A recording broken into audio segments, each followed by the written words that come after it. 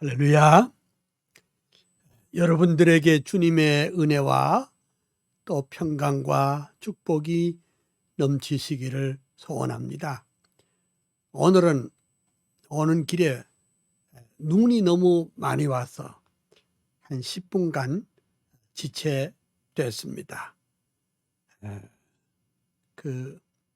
오늘 또 여러분 이 강의를 통해서 큰 은혜와 또 복을 받는 그런 시간 되기를 소원합니다. 오늘 진행 상황은 역시 먼저 하나님 말씀 읽고 또 요한 칼빈의 노랫말 한번 읽고 그 다음에 아브람 카이퍼의 노랫말 한번 읽고 그리고 오늘은 제 4강을 할 텐데 제가 가만 생각해 보니까 이제 날짜가 다음 주밖에 없어요. 그래서 좀 빠른 속도로 그렇게 할 터인데 저는 빠른 속도로 나가고 여러분들은 책을 잘 읽어서 여러분의 것으로 소화시키면 참 좋겠습니다. 먼저 하나님의 말씀 읽겠습니다. 요한계시록 22장 16절에서 읽겠습니다. 요한계시록 22장 16절. 나 예수는 교회들을 위하여 내 사자들을 보내어 이것들을 너희에게 증거하였노라. 나는 다윗의 뿌리요 자손이니 곧 광명한 새벽별이라 하시더라. 저는 지난 한 주간 동안에 이 말씀에 좀 큰 은혜를 받았습니다. 왜냐하면 요한계시록은 말 그대로 예수님께서 사도 요한에게 준 계시의 말씀입니다. 그러니까 전부 다 상징적으로 말하고 어린 양이라든지 촛대라든지 이런 상징적인 걸 하다가 마지막에 와서 예수님께서 나 예수는 이렇게 말하고 그 다음에 나가 누구냐?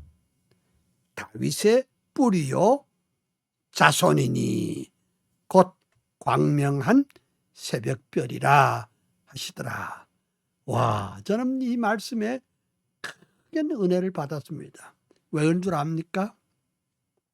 마태복음 1장 1절에 아브라함과 다윗의 자손 예수 그리스도의 세계라 이렇게 말했는데, 와, 이 신약 성경이 예수에게 시작해서 예수로 끝나는구나. 그 예수가 누구냐? 다윗의 자손이라고 그랬습니다. 소경들이 예수님 지내간다는 소리를 듣고 뭐라 그런 줄 압니까? 다윗의 자손이여 라고 그랬습니다. 야, 그 다윗의 자손이 뭡니까? 바로 하나님께서 설계하신 대로 하나님께서 계획하신 대로 그 메시아 주 예수 그리스도가 곧 다윗의 자손이요. 다윗의 자손이 예수 그리스도다. 이런 하나님의 위대한 구속의 매뉴얼이 이렇게 마지막에까지 이렇게 확인되는구나.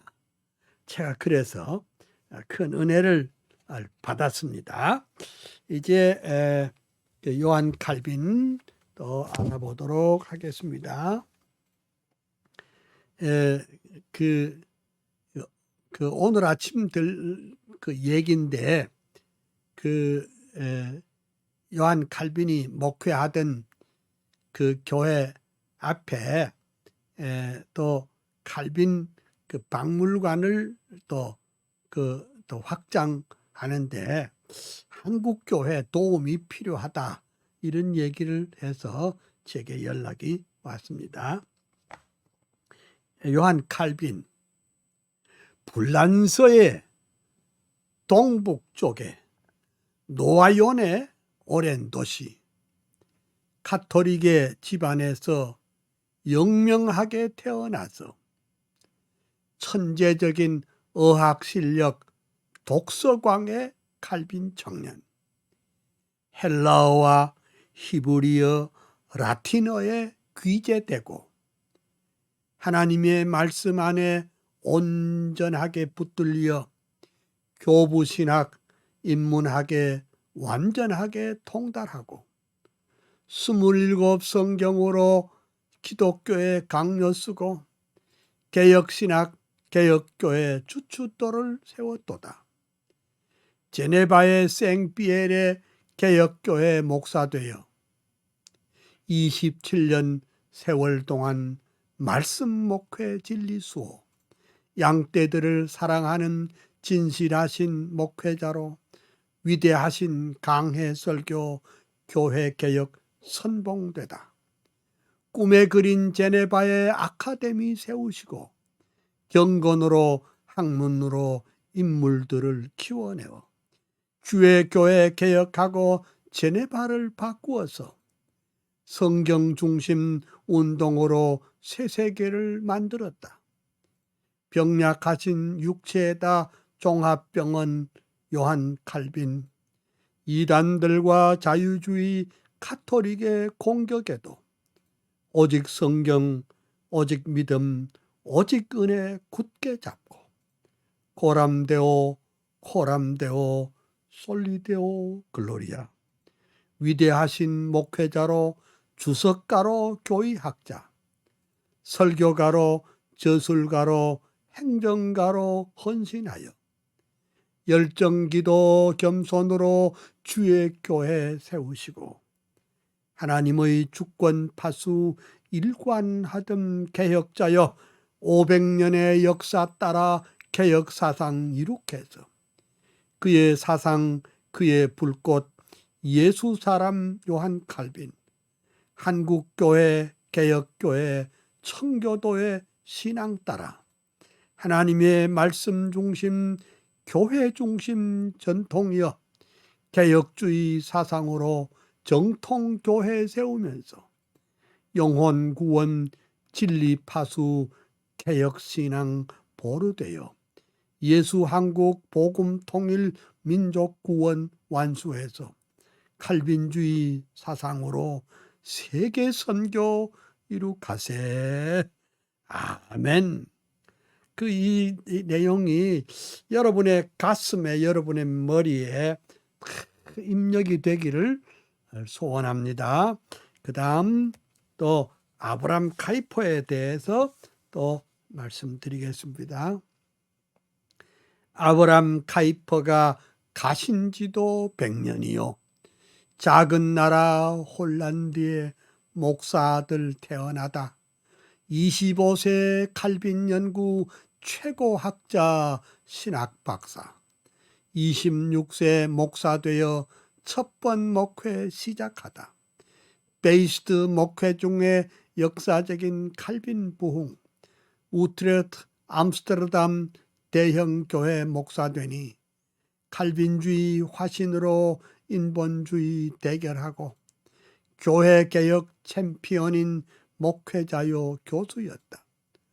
불꽃 같은 대설교자, 성령 사람, 말씀 사람, 정치가로 당 총재로 상원의원 수상되어 하나님의 주권 중심 나라 위에 동분서주, 세상 문화 바꿔버린 작은 거인 카이퍼여 일간기와 주간기에 50년간 편집하고 끊임없이 칼럼 쓰고 논문들을 쏟아내어 200권의 저술 남긴 위대하신 다작가여 10개 머리 100개 손 하나님의 일꾼이여 프라야 대학교의 총장으로 취임 시에 영역 주권 사상으로 세계관을 정립하여 교회 정치, 사회, 경제사회, 문화교육, 예술학문 그 중심에 그리스도 왕이 되게 하시었다. 솔리데오 글로리아 오직 예수 오직 성경 큰 소리로 평생도록 뜨겁게도 외치더니 교회개혁, 사회개혁, 정치개혁, 문화개혁 칼빈주의 부흥시킨 대학자인 카이퍼여 한국교회 모든 목사 모든 장로 성도들아 카이퍼의 칼빈주의 영역주권 사상받아 이원론적 세계관과 번영주의 그만두고 예수 한국 복음 통일 말씀으로 이룩하세. 자유주의, 인본주의, 합리주의 대결에서 칼빈주의 부흥운동 최전방에 전사되어 한국교회, 한국사회 새로운 꿈 심어주고 카이퍼의 칼빈주의 더욱 불타오르리라.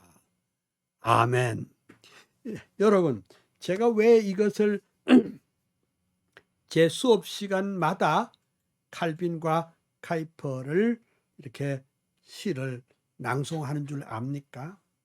그러니까 그 제 신학의 틀, 신앙의 틀, 이것이 바로 이 칼빈주의적인 그 세계관을 중심으로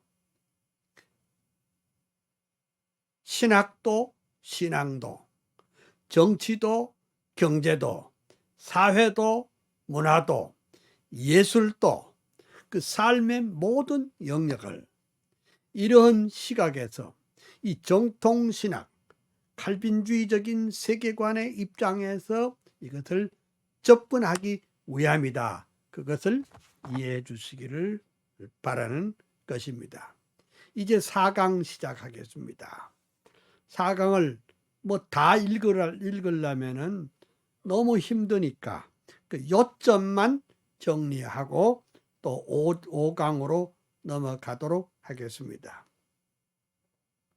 그러면 시작하겠습니다. 그 4강에 그 보면은 그 21세기에 급변하는 세상과 성경의 메시지는 뭔가 이걸 말씀드리겠습니다. 첫째, 그 21세기 그 오늘 우리 시대에는 말 그대로 변화가 그 빛의 속도로 변하고 있습니다. 근데 그런 반면에 그 우리 한국 교회 대응은 너무 느리고 둔감해서 시대에 저만치 뒤떨어져 있는 것이 사실이 옳습니다.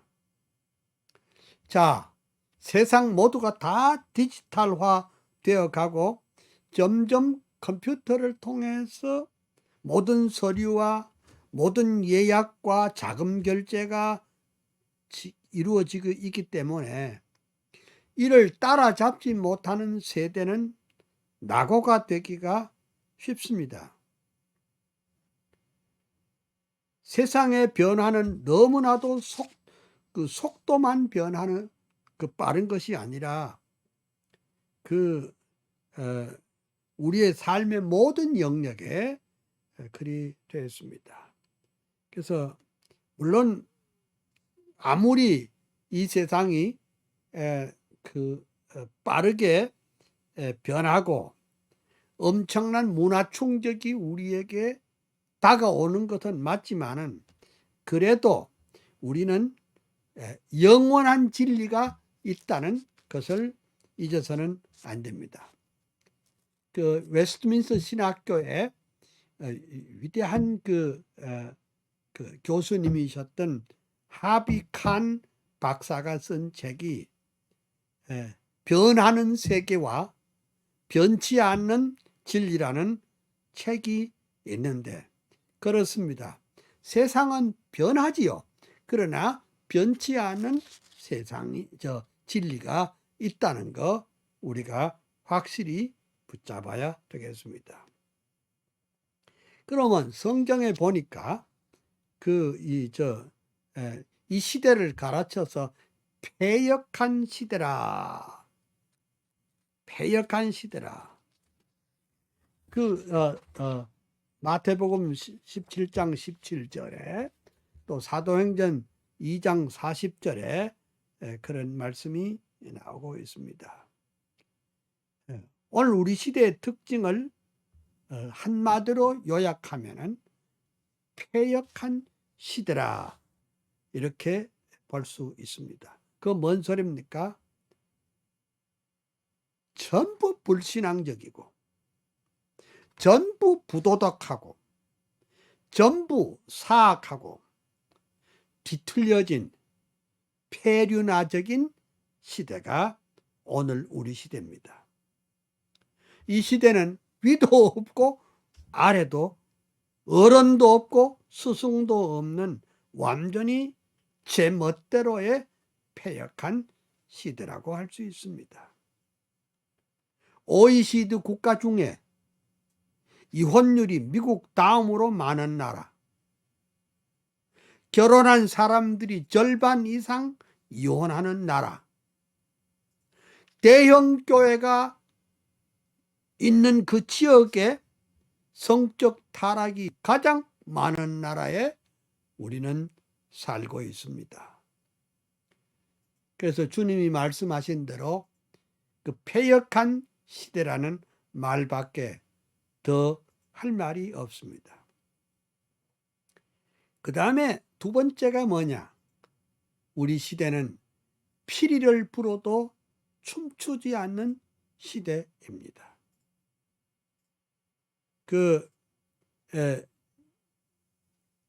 주님이 말씀하시기를 이 세대를 무엇으로 비유할꼬?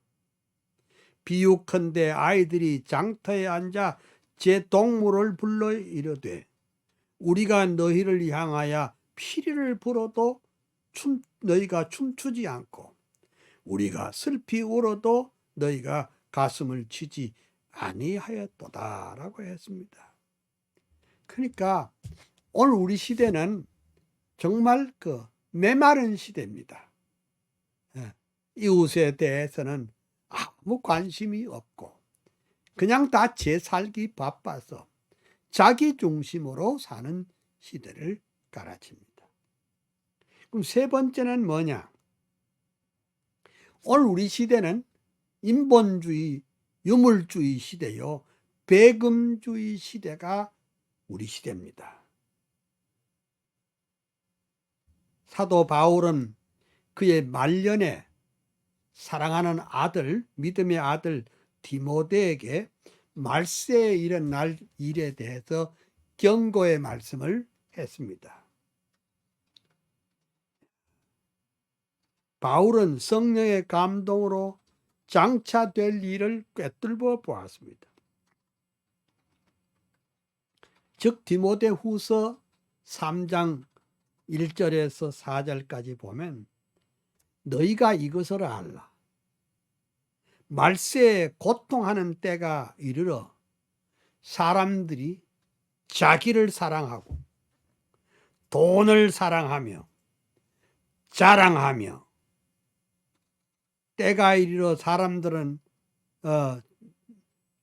자랑하며 교만하며 비방하며 부모를 거역하며 감사치 아니하며 거룩하지 아니하며 무정하며 원통을 풀지 아니하며 모함하며 절제하며 싸나우며 선한 것을 좋아하지 아니하며 배신하며 팔며 조급하며 자만하며 쾌락을 사랑하기를 하나님 사랑하는 거다. 더하며 경건의 모양은 있으나 경건의 능력은 부인하는 자들이니 이 같은 자들에게 네가 돌아서라. 와, 이거 오늘 우리 보고 하는 소리 아닙니까? 오늘 우리 대한민국에 살아가는 우리 교회들을 향해서 하시는 말씀이 아닐까 이렇게 생각해집니다.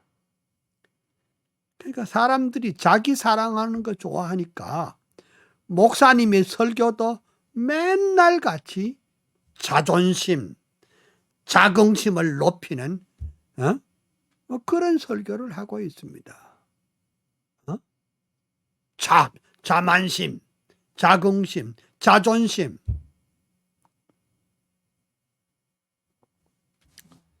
그 다음에 네 번째가 뭐냐? 오늘 우리 시대는 삶의 스타일을 변화시킨 바로 디지털 시대라 이렇게 볼 수 있습니다. 마태복음 24장에 보면은 마지막 때에 일어날 징조와 시대적인 변화에 대해서 예수님께서 정확하게 짚고 있는 것이 있습니다. 그거 뭐냐? 그 중에도 27절 말씀에 번개가 동편에서 나서 서편까지 번쩍임같이 인자의 임함도 그러하리라 하는 말씀인데, 오늘날 변화의 속도는 너무 빨라 빛의 속도와 같습니다. 과거에는 상상도 할 수 없는 일들이 벌어집니다. 현대적인 용어를 빌리면은 아날로그 시대에서 디지털 시대로 바뀌어버렸습니다. 이 아날로그 시대 사람들과 디지털 시대의 사람으로 구별되면서 그 둘 사이에는 세계관도, 인생관도, 우주관도, 신앙관도 차이가 있습니다. 그 속도가 너무도 빨라서 번개가 동편에서 서편에 번쩍임 같다는 예수님의 표현은 아주 적절합니다. 지금요, 우리가 지금 가지고 있는 지식은 18개월 후면은 무용지물이 되는 시대에 살고 있다고 합니다. 우리가 좀 아는 것 같지만은 1년 반 후에는 아무 쓰잘데없는 것이 된다. 그런 말입니다. 소위 정보의 바다, 정보의 빠른 물결 속에서 우리 교회와 성도들은 어떻게 대응할 것인가? 이것이 이제 우리의 과제가 아닐 수 없습니다. 자, 그러면은 제목을 이제 바꿔가지고 급변하는 시대의 한국교회 과제가 뭘까? 한번 생각을 해보겠습니다. 자, 지금 첫째, 교회의 부흥과 성장이 멈췄습니다. 지금 한국교회는 부흥이 멈췄습니다. 성장이 멈췄습니다. 새로운 교인이, 성도가 늘어나지 않고 있습니다. 젊은이들이 다 빠져나가고 있습니다. 더군다나 코로나19 이후에 교회가, 어떤 이는 1만 교회가 문을 닫았다 하고 어떤 이는 2만 교회가 문을 닫았다고 하는데, 하여간 많은 어려운 개척교회들이 문을 닫고 기성교회들도 숫자가 엄청나게 줄어들어서 소위 비대면 예배라는 것에 익숙해져서 교인들이, 성도들이 교회 안 나가도 된다는 이런 것이 있었습니다. 사실은 비대면 예배는 예배가 아닙니다. 비대면 예배는 예배가 아닙니다. 하나님 앞에 드리는 예배는 마음과 뜻과 정성을 다해서 하나님 앞에 인격적으로 예배 드리는 찬송과 기도와 말씀을 들어야지, 그냥 텔레비전 앞에 앉아서 그냥 이 채널 저 채널 돌리면서 자기 취향대로 그냥 편안한 그 소파에 앉아가지고 그 예배를 보는 것이지요. 예배를 드리는 것은 아니란 말이죠. 그래서 오늘 우리 한국교회 위기가 뭐냐? 한국교회 위기는 교회 부흥과 성장이 멈춰졌다는 것입니다. 두 번째 위기가 뭐냐?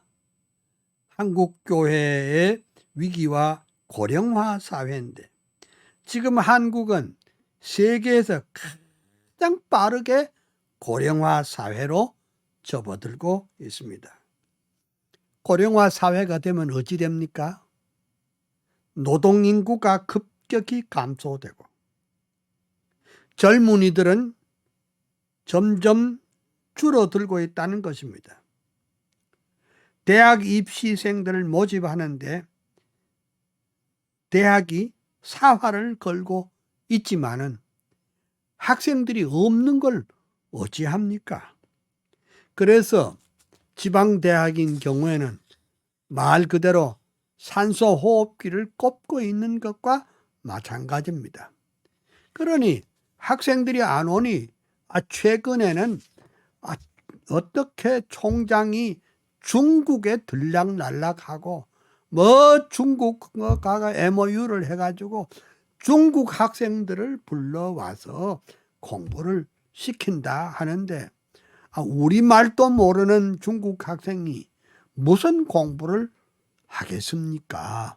그냥 통역을 통해서 그냥 강의 좀 이렇게 좀 알아듣는다고 하지만 그거요 제대로 된 교육이 아닙니다. 또 그들에게 또 너무 많은 혜택을 주어서 중국 학생들이 너무 많이 오니까 한국 학생들의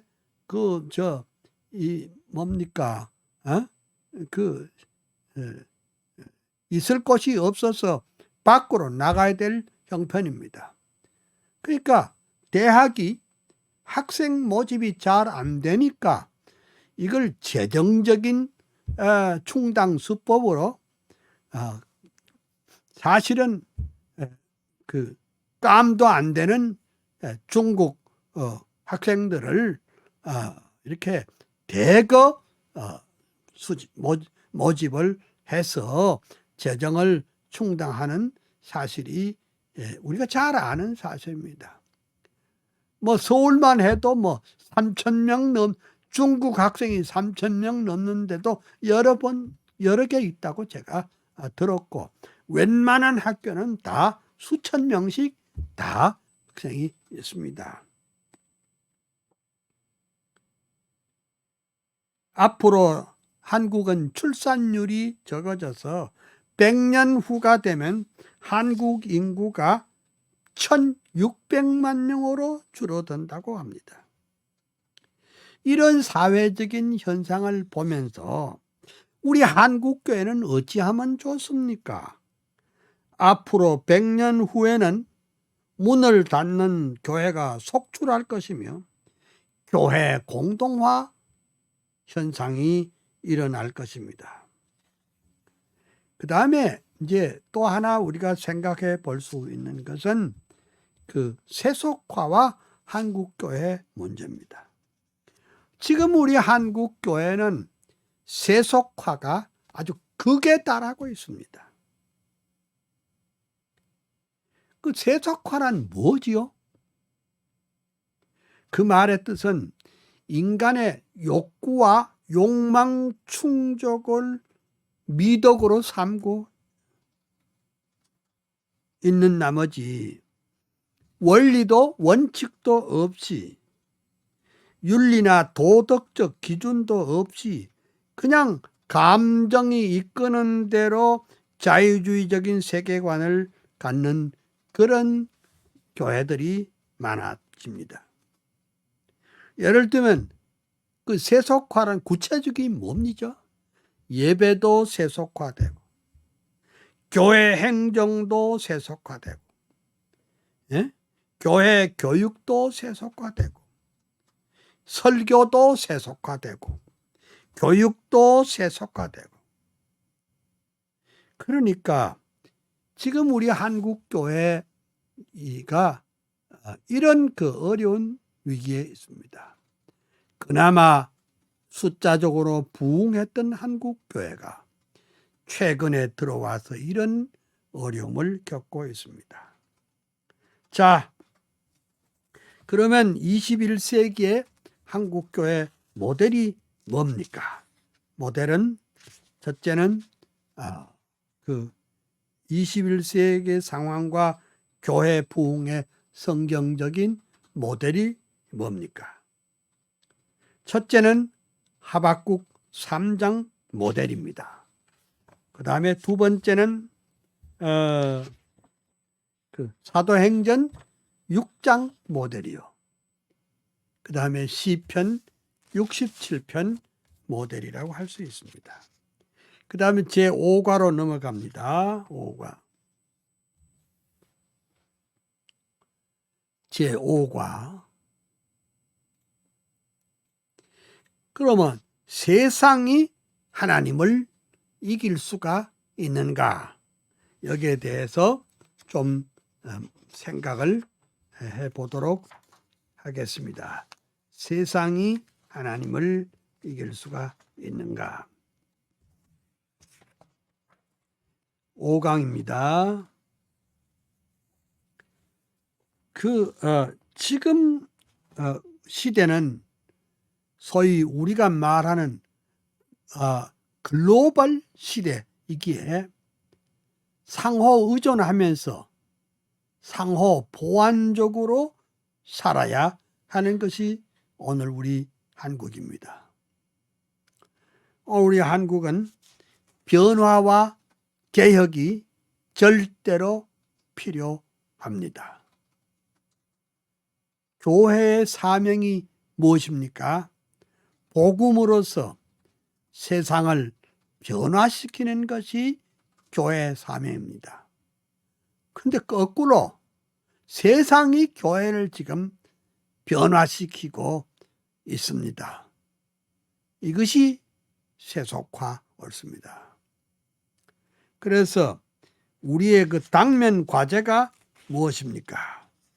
우리의 당면 과제는 개혁교회 정체성을 회복시키는 것이 중요하다고 보겠습니다. 그러면은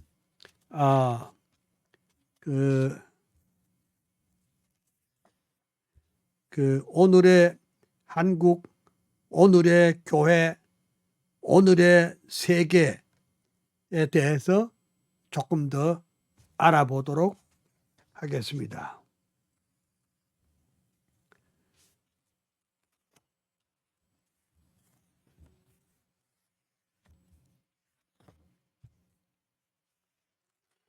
우리는 먼저 오늘의 한국과 세계 그리고 오늘 교회가 어떠한지 잘 살펴봐야 합니다.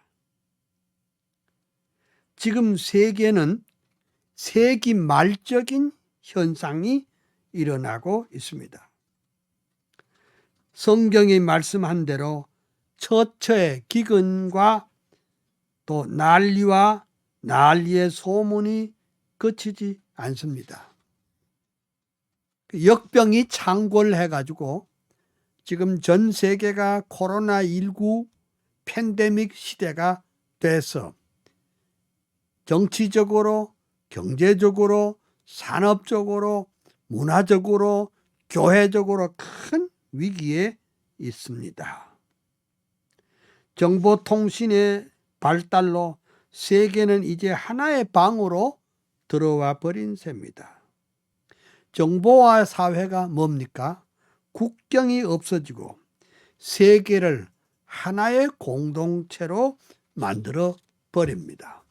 저는 오늘 아침에도 유튜브를 통해서 전 세계의 모든 지진, 홍수, 폭설, 화산 폭발 이런 걸 다 검색해 봤는데 와, 남미에서 일어난 대홍수, 그 다음에 남태평양의 통화라고 하는 조그마한 나라에서 화산이 폭발하는 그거는 거의 실시간으로 대한민국에서도 볼 수가 있습니다. 예? 우리는 지금 대한민국으로만 만 살아갈 수가 없습니다. 우리는 세계 속의 대한민국이요. 또 교회도 세계 교회 중에 우리 한국 교회입니다. 그래서 정보화 사회가 되어서 이제 국경이 없어지고 세계를 하나의 공동체로 만들어 버렸다. 이제 한국은 홀로 살 수도 없고 홀로 설 수도 없습니다. 세계는 말 그대로 지구촌이 되었습니다. 그러므로 우리는 눈과 귀와 코를 막고 유아독전격으로 살아갈 수 없어서는 안 됩니다. 이제 어느 나라도 정치적으로, 경제적으로, 문화적으로 자기만을 위해서 살아갈 수 없습니다. 세계는 글로벌 시대에 살기 때문에 서로 의존하고 상호 보완적으로 살아가야 할 것입니다. 근데 이 종북 세력들은 지금까지 얘기한 우리 민족끼리라고 합니다. 우리 민족끼리.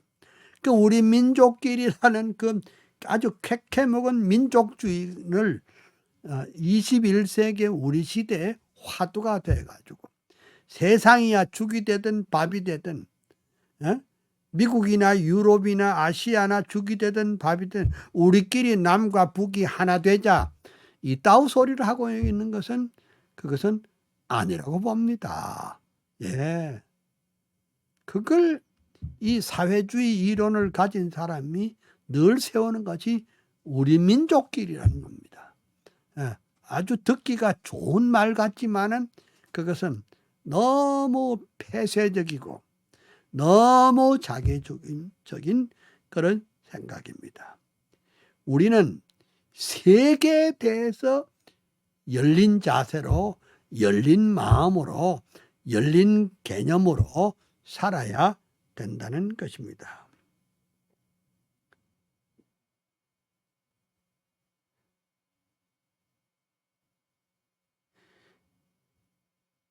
사실 이 요새 실업자가 엄청 많이 늘어나고 있는데 월간기 빛과 소금에 의하면 하루에도 1만 명의 실업자가 쏟아져 나오고 있다고 합니다. 예. 그리고 실업자가 600만 명이 넘는 것으로 계산하고 있습니다.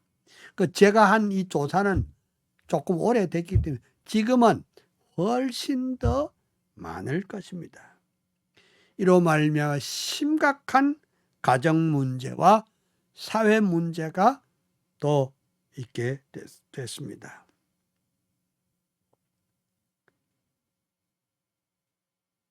요즘 듣기 좋은 말로 경제 회복이니 구조 조정이니 정치적인 결단이나 하지만은 다른 나라는 우리나라를 손금 보듯이 다 흔히 알고 있습니다. 예.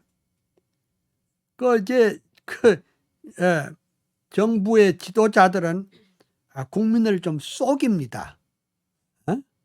뭘 이렇게 숫자도 속이고, 또 돈도 속이고, 이렇게 하지만은 세계는 우리를 손금 보듯이 다 들여다보고 있습니다. 그러니까 국민들을 속이는데 지금은 우리 국민들도 어리숙한 국민들은 아닙니다. 아닙니다. 이제 세상은 밝아져서 절대로 속지도 않을 뿐 아니라 거짓말을 할 수가 없습니다. 지금 정부는 뻣끗하면 10만 원을 주겠다, 100만 원을 주겠다. 선거가 앞으로 다가오니 지금 별짓을 다 하고 있습니다. 그거 다 우리 세금이고 다 우리 건데 마치 정부가 섬심을 쓰는 것처럼 하는 것은 대단히 잘못된 것입니다. 그 변화와 개혁을 말했을 때 다 찬성하지만은 그 변화와 다른 사람은 개혁되고 변화되는 것을 원했지 자기는 개혁이 필요 없다고 생각하는 사람이 많습니다. 우리 교회는 이 방송을 듣는 여러분들은 물론 보수주의자입니다. 그 진리와 말씀을 보수하는 것은 맞지만은 변화와 개혁을 싫어하는 보수는 문제가 많습니다. 한국은 그동안 정상적인 방법으로 어찌할 수 없는 구조학으로 가득했습니다. 겉으로는 세계화니 경제 대국이니 선진국이니 노래하면서 이 땅에는 아직도 성범죄, 포르노, 동성애, 어린이, 유괴 등 입에 담기도 민망한 사회적인 범죄들이 만연되고 있습니다. 한국인들의 그 사회적 향락은 세계 사람들이 경악할 정도입니다.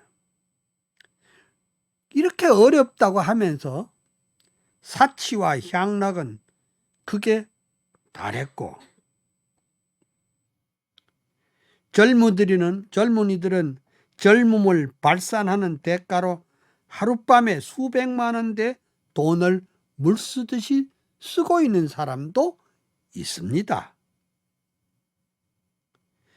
미국의 알래스카에 있는 사슴뿔 곰쓸개 해구씨는 쓸모없이 쓰레기로 처치하는데 어라?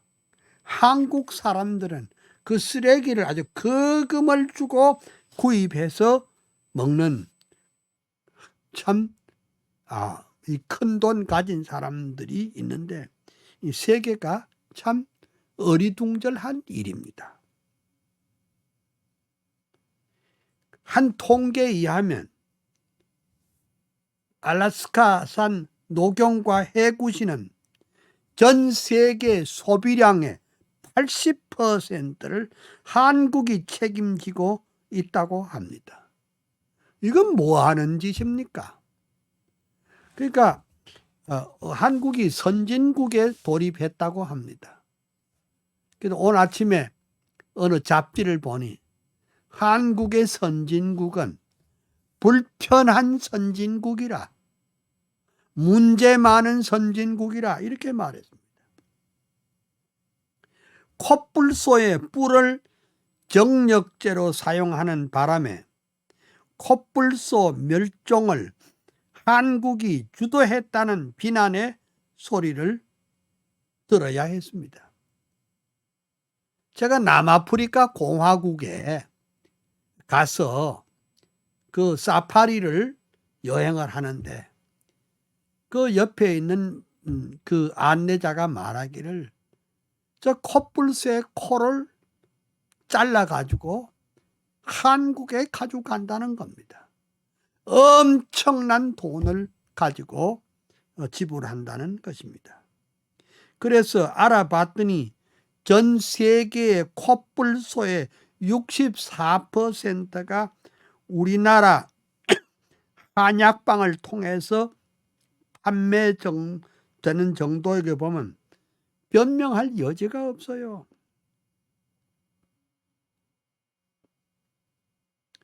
하루에요. 하루에 4,000명의 어린 생명을 죽음으로 내모는 낙태 범죄자조차 인정하지 않는 만성적인 죄 불감증에 있는 것이 우리 한국 사람이에요. 참 불편한 선진국입니다. 예? 돈 좀 있는 사람은 아주 막 형편없는데 돈을 쓰고 정말 그 진리를 위해서 복음을 위해서 쓰는 데는 돈이 없는데 그 콧불소 코를 잘라 먹고 해구신을 먹고 그 녹용을 먹는 일에는 정말 올인하는 거, 이게 우리가 선진국이 맞나요? IMF가 오기 전에, 지금 뭐 IMF는 다 옛날 흘러간 옛 노래처럼 들리지만은 어떤 이가 조사를 해봤더니 IMF가 오기 전에 한국인들의 해외에서 사치와 방탕과 음란은 가히 기록적이었다고 합니다. 어디 그뿐입니까? 가난한 동남아시아에 온 젊은 근로자들을 학대하고 착취한 우리들은 앞서간 백인들의 교만과 다를 바가 없습니다. 인도, 파키스탄, 벵글라데시, 필리핀, 중국에서도 노동자들을 서럽게 하고 노예화하고 착취했던 우리들의 일그러진 자화상을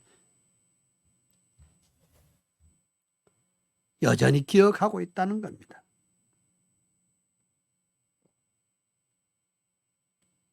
오늘 우리가 경제력이 높아져서 선진국이 되기는 됐지만은 아직도 정치의 실패와 또 이 교회가 빛과 소금 노릇을 못한 것이 우리가 큰 우리의 문제가 됐습니다.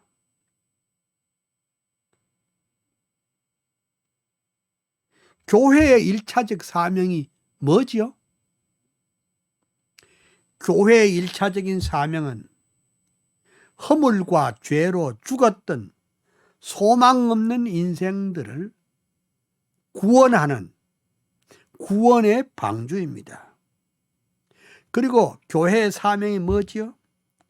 복음으로서 세상을 변화시키는 것입니다. 앞서도 말씀했지만은 오늘은 완전히 주객이 전도가 되었습니다. 세상이 도리어 교회를 변화시키고 있습니다. 세상이 말하는 유물주의 사상이 교회 안에 깊이 들어왔습니다. 부끄러운 얘기지만 교회는 세상에서 한 수 배우는 방법으로 세상의 사고방식, 세상의 관행, 세상의 관심을 그대로 받습니다.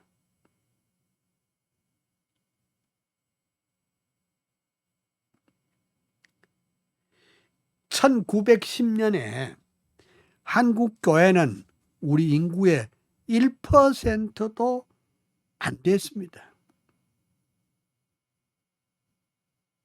그렇지만은 그 1%가 우리 민족의 장래를 선도하고 우리 민족에게 빛과 소금 노릇을 했습니다. 지금은 25%의 기독교인이 있다지만 세상을 변화시키기는커녕 도리어 변화를 당하는 꼴이 됐습니다.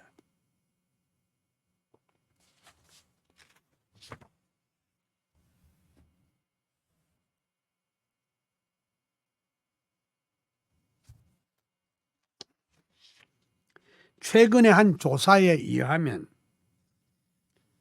오늘의 위기는 68.9%가 영적 원인에서 찾아야 한다, 이런 통계가 있습니다.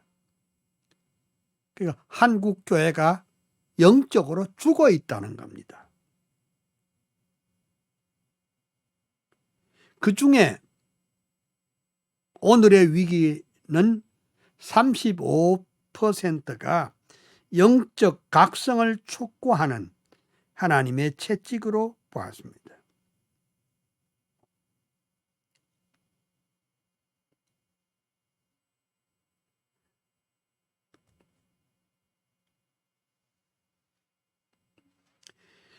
우리들은 우리 개혁교는 오늘의 이 절박한 상황에서 분명한 대답을 내놓아야 함에도 불구하고 통일된 목소리를 내지 못할 뿐만 아니라 로마 캐토릭과 불교의 모든 것을 다 뺏기고 말았습니다. 신문도 방송도 아야 우리 교회를 열애로 취급할 뿐 아니라 우리를 상대조차 하지 않습니다.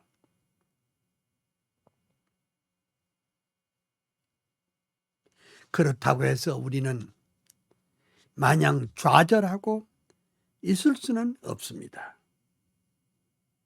오늘의 위기를 우리는 겸손하게 받아들이면서 선용한다면, 다시 한번 하나님께 더 가까이 갈 수 있는 기회를 삼는다면 우리 한국교회는 한 차원 높은 수준으로 올라갈 수도 있을 것입니다.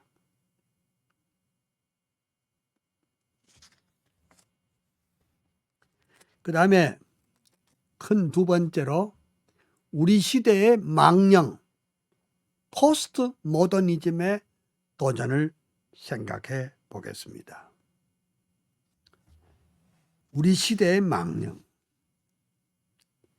1981년 10월 프랑스 일간지 르 몽드지는 포스트 모더니즘이란 유령이 지금 유럽에 출몰하고 있다, 이런 얘기를 썼습니다. 그 20세기 후반기를 사는 현대인의 마음속에 이 포스트 모더니즘이 깊이 자리를 잡게 됐습니다.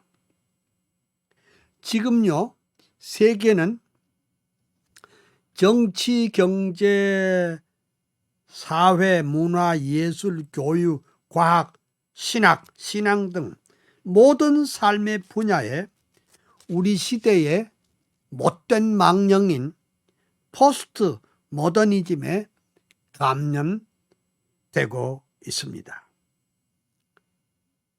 이게 이제 말하자면 여러분, 지금 우리 한국에서 지금 우리 오늘 아침까지 우리 한국 사회와 우리 교회의 제일 큰 이슈는 코로나19입니다.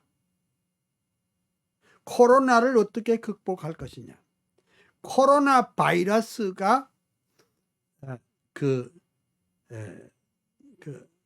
코로나 바이러스의 확정 판정을 받은 사람만 2억이 된다고 합니다.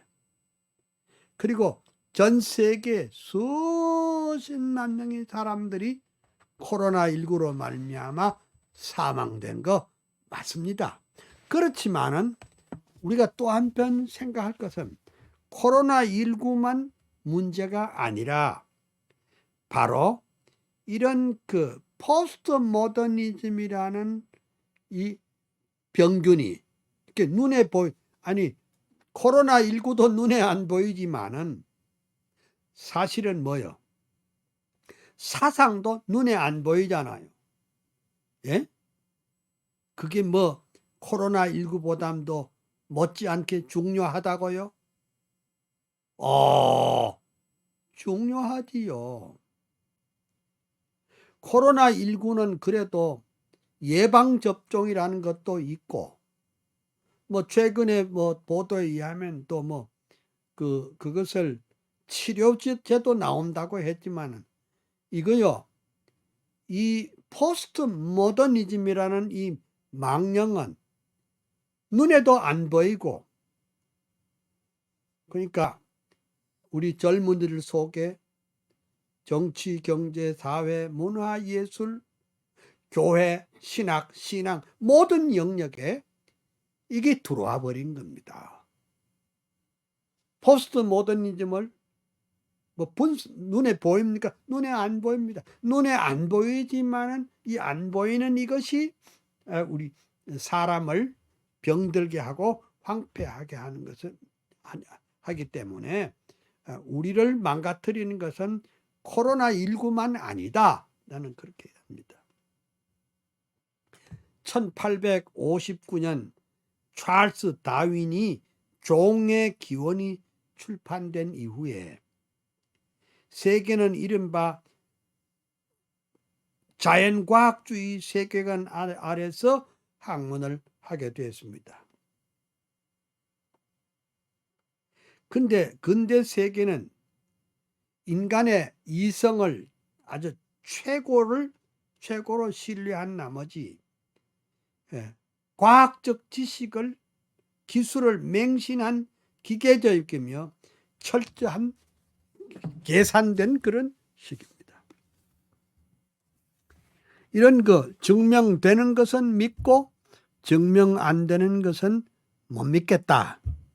이런 자연과학주의 세계관은 학문 분야는 말할 것도 없고 정치, 경제, 사회, 문화, 종교 등 전 분야에 파고 들어갔습니다.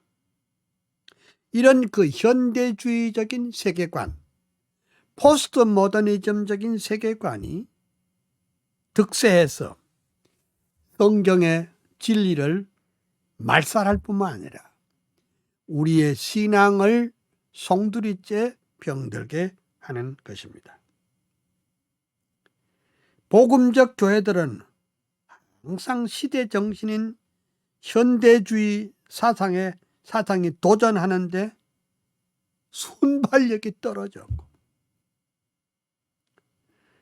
성경의 진리로 저들을 대항하는데 굉장히 서툴렀습니다.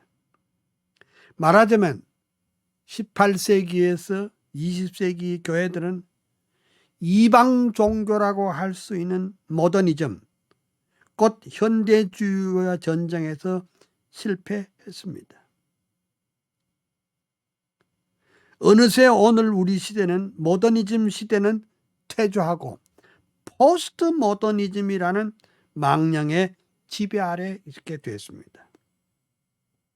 근데 우리 한국 교회는 이 무대가 바뀐 줄도 모르고 새로운 우리 시대의 망령인 포스트 모더니즘의 늪에 빠져들고 있습니다. 오늘의 세계 또한 포스트 모더니즘의 지배 아래 놓여 있습니다.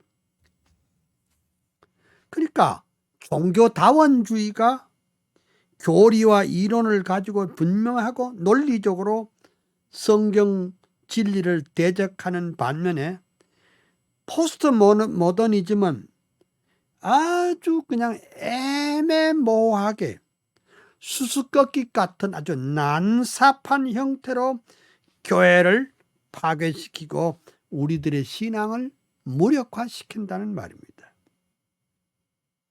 먼저 포스트 모더니즘이 뭐냐 도대체. 그거 시대 풍조라는 옷을 입고 우리에게 접근합니다. 포스트 모더니즘은 그냥 근대 세계인들이 지녔던 이성맹신주의를 거부하는 탈이성주의의 시대 풍조일 뿐이지 절대 성경 진리를 대적하는 것이 아니라고 요상하게 애매모호하게 이렇게 얼버무립니다. 포스트 모더니즘은 하나의 방법론으로 단지 자료와 사상을 분석하는 일개 방법론에 불과하다. 이렇게 또 합니다. 그 포스트 모더니즘이 뭐냐? 우리 시대의 세계관입니다. 그러니까 제가 이 과목을 통해서 수백 번, 수천 번 제가 말한 것이 칼빈주의적 세계관입니다. 그 칼빈주의적 세계관은 곧 성경적인 세계관입니다. 성경적인 세계관은 곧 하나님 중심의 세계관입니다. 그런데 또 다른 세계관이 하나 나왔는데 그것이 바로 포스트 모던이라고 하는 시대의 세계관이 우리에게 접근해서 우리의 세계관을 이렇게 바꿔치기 한 겁니다. 그래서 이 포스트 모더니즘의 세계관이 앞서 말한 대로 문학, 역사, 정치, 교육, 법학, 사회학, 언어학, 과학, 신학 분야에 알게 모르게 성경 진리를 이렇게 파괴시키는 그런 전법입니다. 자, 포스트 모더니즘은 영화, 텔레비전 등 영상 매체를 통해서 우리의 모든 일상 생활 형태를 변화시키는데 선동적인 역할을 하는 일종의 문화 변혁가입니다. 그러니까 요것을 통해서 뭘 얘기를 하느냐? 그건 딴 게 아니고 바로 요새 그 문화 막스주의라는 게 있죠. 그 문화를 통해서 그 막스주의를 은근하게 소개하고 그것을 보고 들음으로 말미암아 세계관이 바뀌도록 그렇게 한 겁니다. 오늘 우리 세계적으로 무슨 영화의 대상을 받은 사람이만 그거 따지고 보면 그 안에 내용이 뭡니까? 문화 막스주의가 있는 겁니다. 예? 은근히 사회주의를 부추기는 그런 것이 바로 그 역할을 하는 것이 사실입니다. 그래서 포스트 모더니즘의 악영향을 제가 한 10가지 정도를 제가 여기 제시했습니다. 제가 말씀드리겠지만은 여러분 이 책을 좀 읽어보세요. 책을 안 읽고 그냥 듣기만 하니까 듣고 난 다음에 다 잊어버리지. 자, 그 핵심만 말씀드릴게요. 그 포스트 모더니즘의 악영향이 뭐냐? 앞으로 의사들은 과학적인 치료와 아울러서 마술적 치료법으로 환자를 대하게 될 날이 올 거다. 이게 포스트 모더니즘의 악영향입니다. 그러니까 포스트 모던 사회는 대체의학을 점점 선호하고 받아들이게 되는 건데, 그러니까 객관적인 과학 원리들과 똑같이 미신을 학교에서 가르치고 응용하게 될지도 모른다. 왜냐하면 이 포스트 모더니즘이 하나의 세계관이니까. 두 번째, 오늘날은 교육에도 소위 열린 교육이라 해서 학생들 스스로가 지식을 만들어낸다 하는 것입니다. 그것이 요즘 열린 교육이라 그렇게 말합니다. 예. 그러니까 기준이 없어요. 제 멋대로의 기준이 만들어 간다.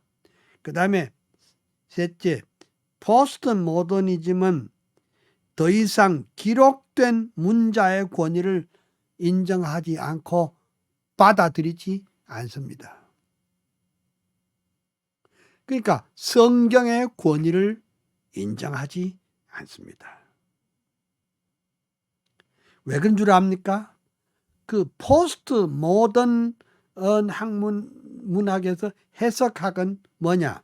한마디로 해체 방법을 사용하기 때문에 그렇습니다. 그럼 해체 방법이 뭐냐?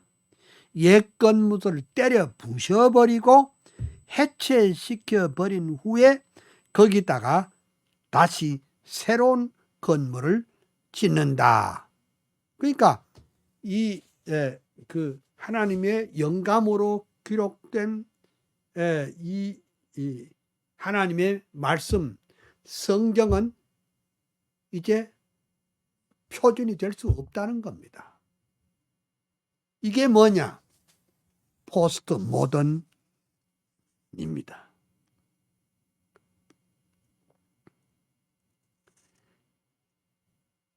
그 다음에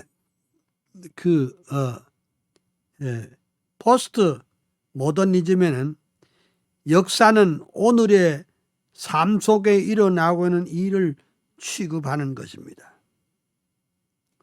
그러니까 더 이상 과거는 필요 없다는 겁니다. 그래서 이제는 우리 전통도 필요 없고 우리 사회에서 지금까지 소외되거나 배척받아온 그룹 동성애 연애자들에게 가능성을 베풀어 주는 장으로 여길 것입니다. 이걸 이용해서 급진적인 정치, 선동적인 정치의 근원이 됩니다. 그러면 지금 여러분 한번 생각해 보세요. 우리 한국에 못된 정치꾼들이 이게 동성애를 적극 지지하고 그것을 법을 바꿔 가지고 하려는 운동이 일어났는데 그게 다 어디서 나온 거냐? 포스트 모더니즘의 악영향이다. 과거에 했던 건 그건 다 없애버리고 새롭게 리컨스트럭션 하는 것을 의미한다. 이렇게 보고 있습니다. 그래서 이건 제가 어느 서울의 명문대학에 대학원 입시 대학원 등록하는 시팍 원서를 봤더니 이렇게 되어 있더라고요.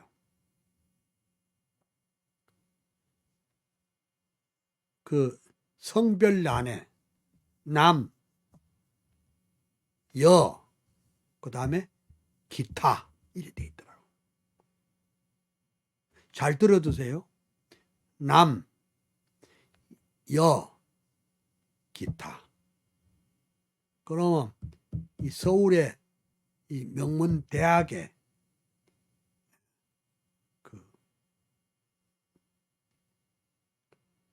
동성애자를 인정하는 것이 서류적으로 나와 있는 것을 볼 수가 있었습니다.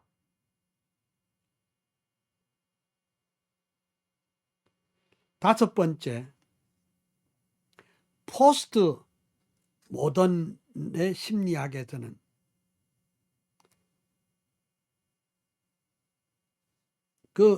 실체라고 하는 것은 단지 인간의 마음에만 존재한다는 겁니다. 이런 것은 책도 그렇지만은 TV쇼나 이웃들과의 담화 가운데 쉽게 발견할 수가 있습니다. 그러니까 인간의 심리는 이렇다 저렇다 이제 그렇게 말할 필요도 없고 결국은 각각 마음먹기에 따라서 달라진다. 근데 요새 우리 목사님들 가운데는 이렇게 설교하는 분들이 많아요. 근데 본인이 그것이 포스트 모던 세계관을 가지고 그렇게 설교하는 줄 그것도 몰라. 이게 그냥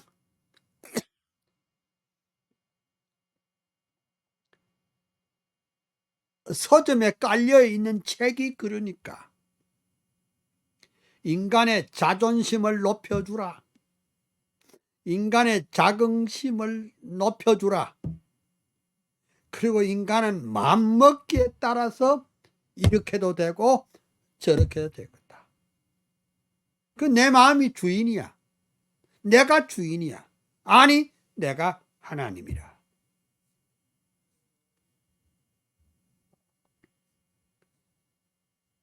이건 목사님이 복음적 설교를 해야 될 텐데. 그러니까 성경적인 세계관을 가지고 봐야 하는데, 세상을 봐야 하는데 완전히 거꾸로 포스트 모더니즘의 세계관으로 그 인간을 이해하니 이게 문제다. 그러니까 이제는 심리학이 필요 없어요. 네 마음 먹기에 따라 네 하고 싶은 대로 해라. 이것이 포스트 모던 세계입니다. 잘 들으세요. 모더니즘은 자유주의라고 하죠. 그러면 포스트 모더니즘이라는 말하자면 후 자유주의 시대. 그러니까 새로운 자유주의 시대. 이게 이런 것이 신학에만 들어온 것이 아니라 정치, 경제, 사회, 문화, 예술, 문학, 삶의 전 영역에 이런 세계관이 판을 치고 있다 이 말입니다. 그러니까 우리가 오늘 우리 시대를 바로 알려면 그 우리가 지금 어디로 가고 있느냐 그걸 제대로 알아야 할 줄로 믿습니다. 예, 오후에 다시 만나서 좀 얘기를 구체적으로 좀 해보도록 하겠습니다. 포스트 모더니즘의 악한 영향력은 전 세계 아니 우리의 삶의 모든 영역에 미친다. 그럼 우리가 이것을 물리치기 위해서는 어떻게 하느냐? 분명한 하나님 중심의 칼빈주의적 세계관을 확고히 잡아야 교회가 살아날 줄로 믿습니다. 감사합니다. 오후에 뵙겠습니다.